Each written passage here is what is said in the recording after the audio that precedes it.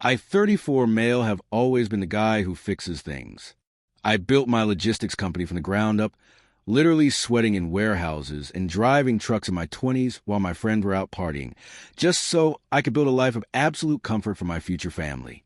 I met my wife 5 years ago. Back then, she was vibrant, funny, and seemed to genuinely appreciate the grind. She worked in marketing, had her own drive, and we clicked. But over the last 2 years, something shifted. She quit her job to focus on her wellness, which I supported because I could afford it. I covered everything.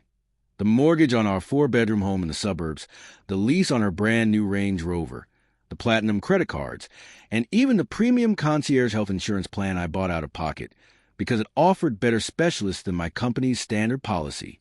I didn't mind the money. I've always believed that if you have the means, you take care of your people.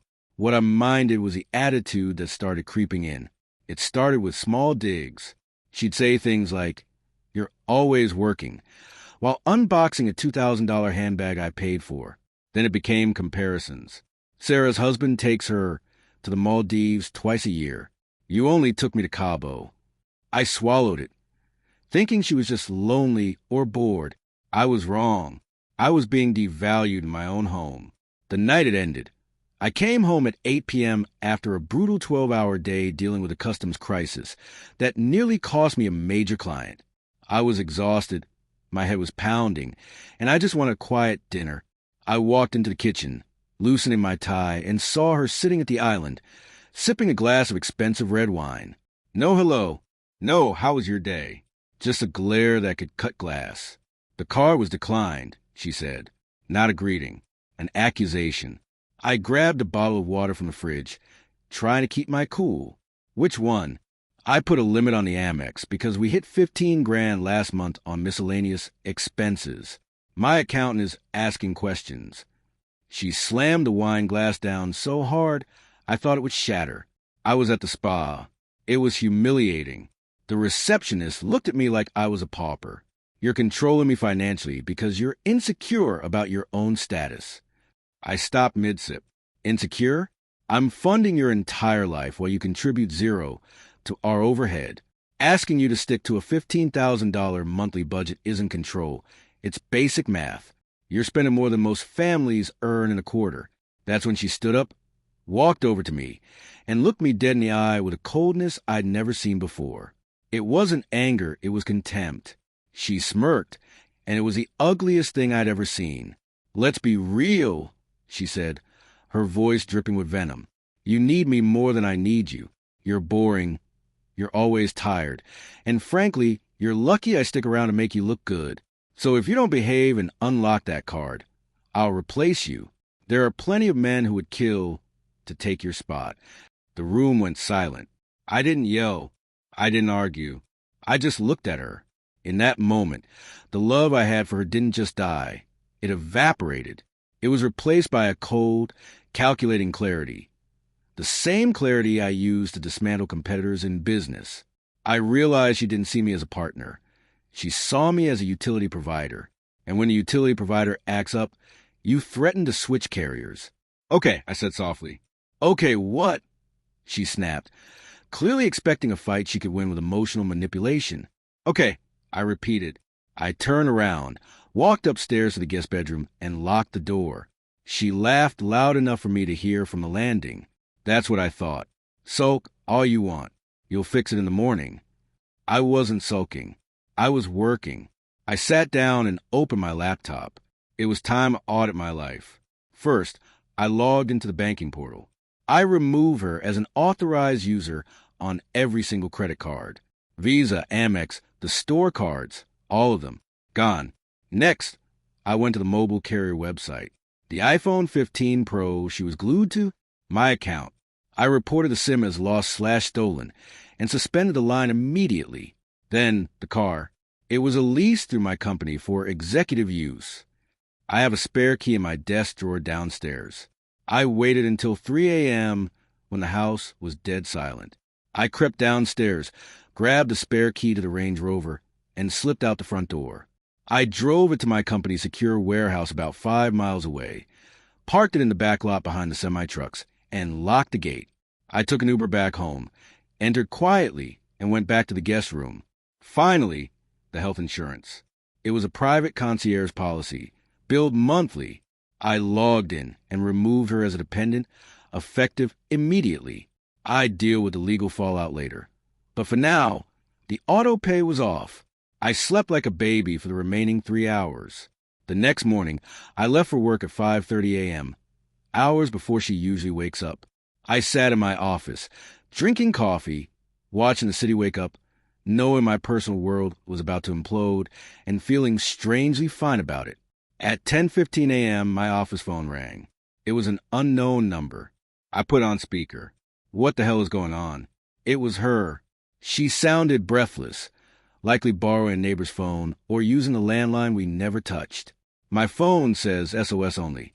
My cards are being declined at Starbucks. And where is my car? Did you crash it? Is this some sick joke? I leaned back in my chair, staring at the skyline. You said you could replace me. You said, I need you more than you need me. Stop playing games, she screamed. I can't buy coffee. I can't go to the gym. I look like an idiot out here. Fix this now. I'm not playing games. I said, my voice flat. I'm behaving. You gave me an ultimatum. You said if I didn't behave, you'd replace me. I'm saving you the trouble. I'm removing myself from the equation so you can start the interview process for the new husband. I wouldn't want to stand in the way of your upgrade. You can't do this, she shrieked. This is financial abuse. I'll call the police. No, I corrected. This is me stopping the funding for a hostile entity. You have 24 hours to vacate the house before I file for eviction. I suggest you call one of those men who would kill to take my spot and ask for a ride. Surely they have cars. Go find your replacement, I said, and I hung up. The silence after I hung up was heavy, but short-lived. I knew her playbook. She wasn't going to reflect on her actions. She was going to escalate. Entitlement doesn't fold when it hits a wall. It tries to smash through it. An hour later, my assistant buzzed me, sounding nervous. Sir, your wife is in the lobby. She's shouting. She's demanding to see you. Send her up, I said. I pulled up the security camera feed on my monitor. I also opened the voice memo app on my phone and set it to record, placing it face down on the desk. In our state, we have one-party consent laws for recording conversations. I was that party. She stormed in, looking uncharacteristically disheveled. She was wearing yesterday's yoga clothes, and her face was flush red. She didn't just walk in. She marched to my desk and swiped a stack of files onto the floor. You think this is funny? She hissed, slamming her hands on my desk. I had to walk to the neighbor's house. Do you know how humiliating that is? I had to take a taxi here with cash from the emergency jar. About as humiliating as being told I'm easily replaceable by the woman I support entirely. I replied, not move and pick up the files. I was angry. People say things when they're angry. People say what they mean when they're angry. They just usually have the filter to stop them.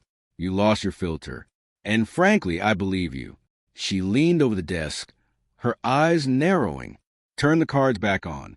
Give me the car keys. Or I swear to God, I will ruin you. How? I asked, genuinely curious. You have no income, no assets, and as of this morning, no credit line. I'll tell everyone what you're really like. I'll tell the police you hit me. I'll ruin your reputation in this town. My pulse didn't even jump. I pointed to the small, dark dome in the corner of the ceiling. Audio and video resolution cloud backup. Go ahead. Call 911 right now.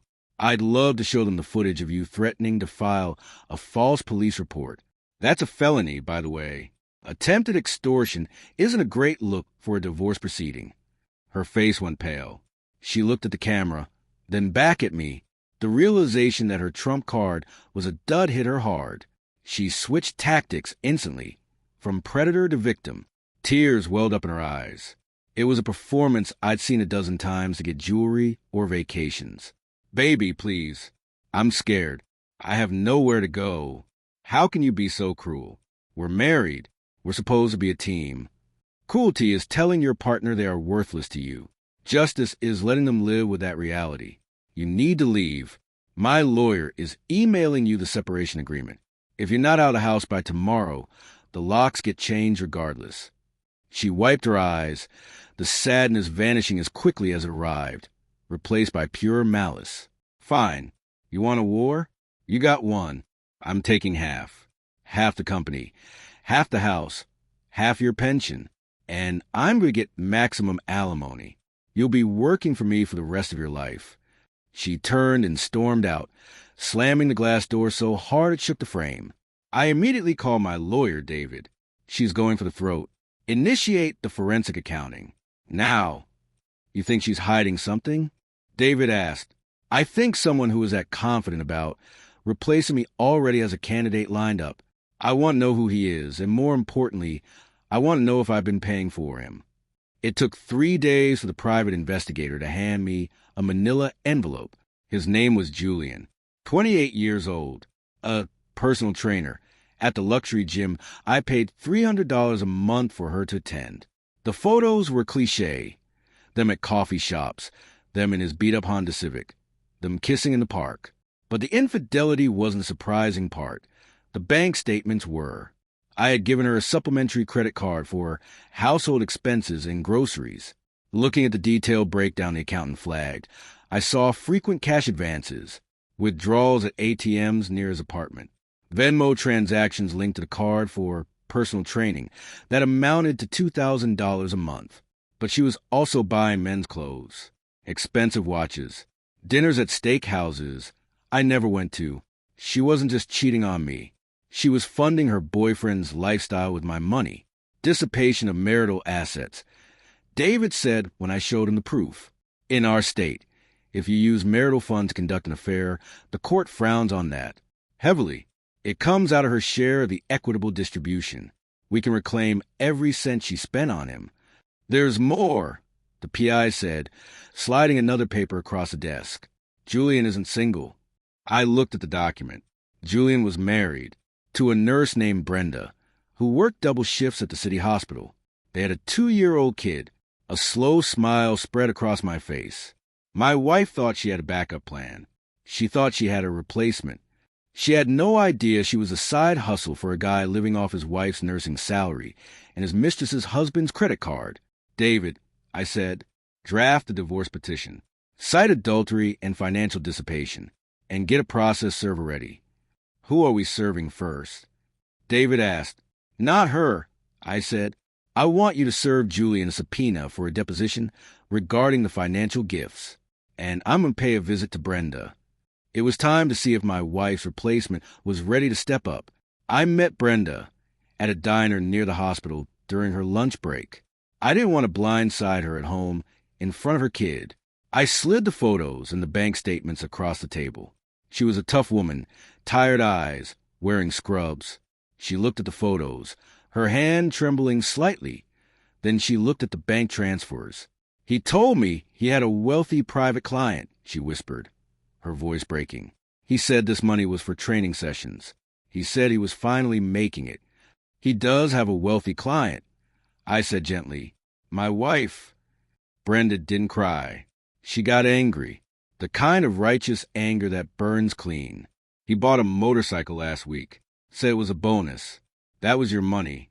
"Yes, and the watch, and the dinners." She took a deep breath, staring at a picture of them kissing. "What do you need from me?" "Nothing," I said. "I just thought you should know. And I wanted you to know that I'm cutting off the money today. Julian is about to be very broke, very quickly, and he's going to be deposed in my divorce case.